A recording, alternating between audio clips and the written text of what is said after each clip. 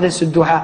Ce verset, il est ajib, il est extraordinaire. Et malheureusement, nous les jeunes, Wallah, illa man rahim Allah, sauf ceux à qui Allah Azza wa Jalla fait miséricorde, beaucoup d'entre nous, on est négligents avec nos parents. Et je dis beaucoup d'entre nous, les pratiquants, beaucoup d'entre nous, les jeunes, qui sommes soi-disant attachés à la sunna, qui faisons des efforts pour nous attacher à la religion, beaucoup d'entre nous, Wallah, notre comportement, il a été influencé par la vie en Occident, et Wallah, notre comportement, à bien des égards, il est loin du comportement qu'Allah Azza wa Jalla nous a demandé.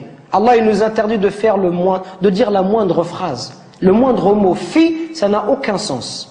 Ça n'a pas de sens. Fi, c'est une onomatopée. C'est un son. C'est un mot qui est composé de 2 lettres. C'est le mot le plus petit en arabe. C'est pour vous dire que si tu n'as pas le droit de faire à ton père, celui qui fait des phrases entières et qui lui dit tu m'as jamais rien appris, tu m'as jamais rien donné, et qui se plaint, ça c'est encore pire. Regardez à travers ce dua, on retrouve la miséricorde. Ceux qui bénéficient, qui doivent bénéficier de notre bon comportement et de notre miséricorde, ce sont nos parents en premier, notre père et notre mère. C'est eux qui doivent profiter en premier. Nous aujourd'hui avec les frères, on est masha'Allah. Un frère te dit viens emmène-moi en Verse, tout de suite tu l'emmènes en Verse. Emmène-moi à Bruxelles, tu l'emmènes tout de suite. Par contre ton père te dit viens me rendre un service, tu lui dis j'ai pas le temps, il habille demain, après-demain. On n'est pas disponible pour nos parents, subhanallah. Regardez ce dua. Oh Allah, fais leur miséricorde comme ils m'ont élevé tout petit, subhanallah. Quand tu auras des enfants, tu vas comprendre, subhanallah. Quand ton fils il pleure la nuit, les parents ils dorment pas, peuvent pas dormir, subhanallah. Au moindre bruit de l'enfant, ils se réveillent. Les parents ils sont capables de se priver pour donner à leurs enfants.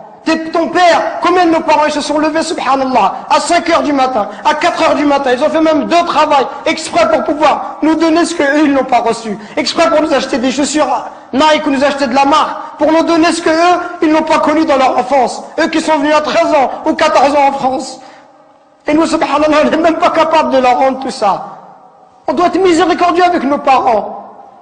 On doit les aimer, leur montrer de l'amour. Quand ils sont vieux, on doit être auprès d'eux, leur accorder du temps. Mais nous, quand on est marié, on préfère notre femme, on préfère nos enfants. Même le point où certains, si sa femme va se disputer avec ses parents, il va toujours prendre le parti de sa femme, subhanallah. Il va faire des cadeaux à sa femme, mais jamais à sa mère. Il va emmener sa femme, mais il va jamais emmener sa mère. Pourquoi est-ce qu'on est comme ça? Parce que notre cœur, il est devenu dur. Al-Hassan al-Basri, rahimahullah, le jour où sa mère, elle est décédée, il pleurait. On lui dit, ya Hassan, t'es un imam. T'es un imam et tu pleures. Comment est-ce que tu peux pleurer? Il dit, je ne pleure pas parce qu'ils sont décédés. Je pleure parce qu'une des portes du paradis est fermée. Et c'est la même chose qu'on doit se dire. Et Wallah, c'est ce que je suis en train de me dire moi-même. Qu'on parle, conférence après conférence, khutbah après khutbah, et on dit comportez-vous bien, comportez-vous bien. Et Wallah, on est insouciant avec nos parents. Jusqu'au jour où nos parents vont mourir, et là on dira subhanallah, j'aurais voulu faire le bien, j'aurais voulu rester auprès d'eux, j'aurais voulu les accompagner, j'aurais voulu les consoler, j'aurais voulu les aider comme ils m'ont aidé, leur donner comme ils m'ont donné, patienter avec eux comme ils ont patienté avec moi. Qu'on se réveille avant qu'il soit trop tard, subhanallah. Qu'on se réveille avant qu'il soit trop tard, avant qu'on le regrette. Et avant qu'on dise j'aurais aimé faire le bien, j'aurais aimé voyager avec mon père, j'aurais aimé passer du temps avec lui, j'aurais aimé rester juste m'asseoir, boire un verre de thé, parler avec lui, qu'il soit heureux. Combien de gens dans l'histoire de l'islam, ils ont atteint des hauts degrés, juste parce qu'ils étaient bons avec leur mère. Uwais al-Qarani, considéré comme le meilleur des tabi'in. Le prophète alayhi salatu wassalam, il disait à Abu Bakr et à Omar, si vous voyez Uwais, une personne qui s'appelle Uwais, allez le voir et demandez-lui de demander pardon à Allah pour vous. Regardez, subhanallah. Si vous voyez Uwais, allez le voir et demandez, dites-lui que le prophète alayhi salatu wassalam lui passe le salam. Dites-lui que le prophète il lui passe le salam et demandez-lui d'invoquer Allah pour vous, qu'il demande à Allah de vous pardonner. Omar toute sa vie il l'a cherché. Wallahi toute sa vie Omar ibn Khattab il a cherché Uwais al-Qarani. Il l'a vu à la fin de son califat, quelques années avant de mourir. Quand il l'a vu, il l'a trouvé. L'histoire elle est longue, il lui dit est-ce que c'est toi Uwais? Uwais lui dit non, qu'est-ce que tu me veux, t'es qui? Il dit moi je suis Omar ibn Khattab.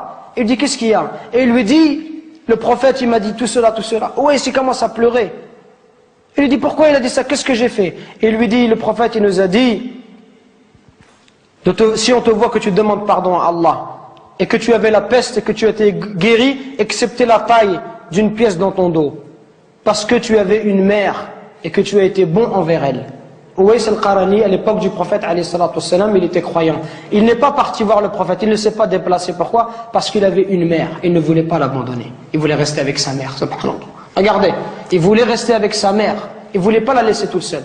Pour ça, le prophète, a été informé par Allah Azza wa Jal que cet homme-là était un homme pieux.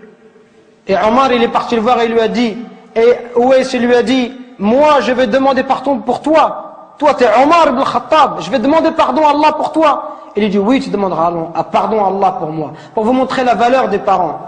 Parce qu'il passe du temps. Aujourd'hui combien de temps se passe? Peut-être qu'on ne va pas voir nos parents. Peut-être qu'une semaine, 2 semaines, on ne va pas voir nos parents. On leur passe même pas un coup de fil, subhanallah. Alors que nos amis, tous les jours on les a au téléphone.